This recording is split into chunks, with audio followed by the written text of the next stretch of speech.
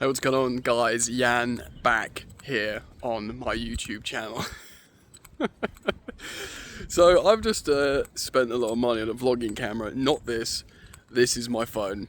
I want to do some more content, football content, but like out and about, maybe different scenario, not just me sitting in the office studio. So I've ordered a new vlogging camera, which comes tomorrow. So expect a bit more of that. I'm also going away next month, early doors, just for a few days, out to Ramble in the Peak District in England, which is a beautiful place, and I'll have the ability to film some content then. But I have been walking and thinking, and I've just been thinking about these new Man United signings, Cunha and Burmo, and now Šeško. And it seems like a pretty safe, certainly in Burmo and Cunha. I think I might sit down. They seem like real safe, smart purchases. Šeško represents a little bit of a risk because he's young and he's from the Bundesliga. But I think rightly, Man United fans are excited. I mean, I would be. And I also did a video on this channel earlier about what, the sun's coming out. Beautiful. Look at this, glorious. How the financial losses of young talents like Sancho, Antony. I know they spent very little on Garnacho from Atletico Madrid, but when he was a young player. But it's just colossal financial losses. But what is a recurring theme is, Sancho, Garnacho, Rasmus Højlund, Antony, all these players, is they're sort of betting on these young talents to get better and become more valuable, even if they spend a lot of money on them. That's not happened, and I'd urge you to go and watch that video, because I go over the huge losses that they've endured on those players, and they're doing the right thing here.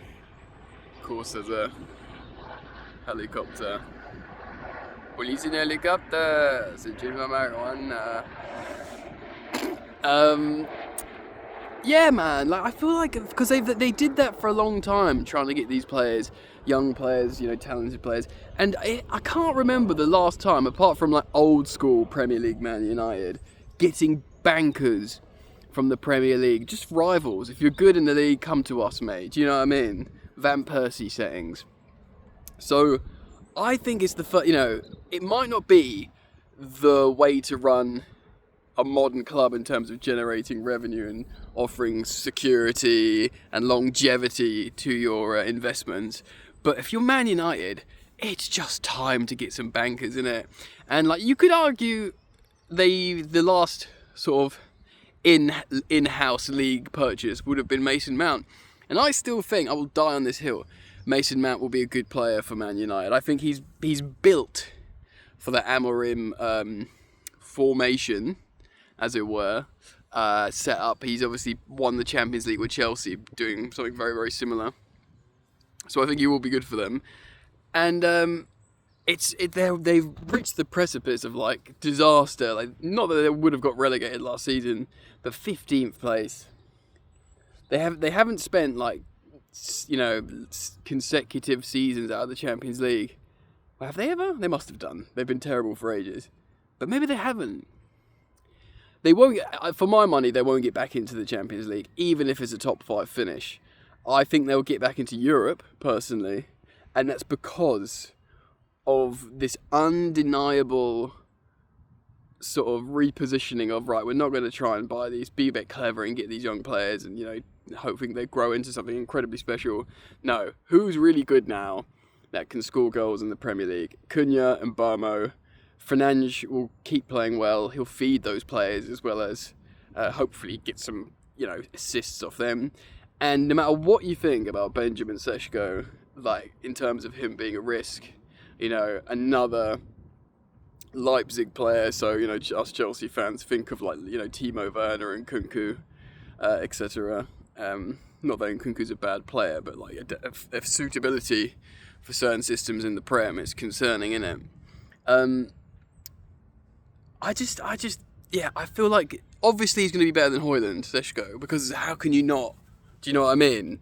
Like, just from being big and strong, and I don't know, and not being like. I feel like also Rasmus Højlund turned up in Manchester United and was like, right, just be the striker, be the guy, win for us. And it was just so unfair for a kid who played a little bit in rotation at Atalanta. Whereas Seško, yes, he's been the main man for Leipzig, a high-profile club for a couple of years now, and he's been earmarked to be the guy for a long time, ever since Salzburg. But I just think because of the new signings of Mbeumo and Cunha, it just takes the heat off him, like, massively.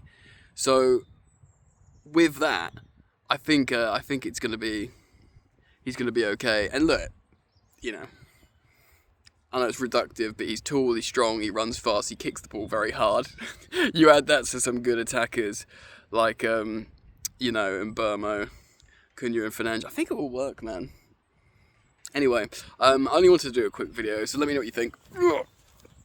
What do you think about more vlogging style content on the channel, or with a proper vlogging camera as well?